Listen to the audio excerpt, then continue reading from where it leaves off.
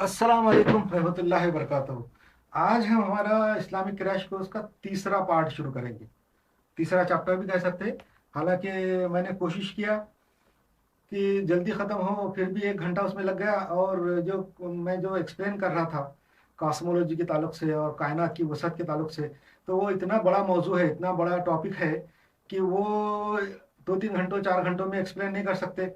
और मैंने जो स्टडी की है कायनात की, कॉस्मोलॉजी की, साइंस की पिछले 40 साल से, उसके मुकाबले में तो वो 2-3 घंटों में एक्सप्लेन करना वो उसका एक करोड़ों हिस्सा के बराबर भी नहीं है।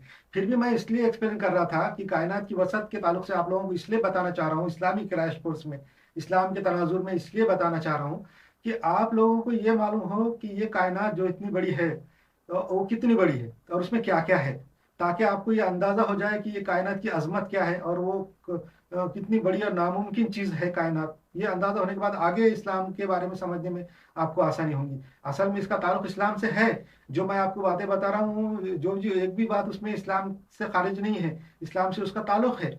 इस्लाम वो मजहब है जो हर चीज को अपने अंदर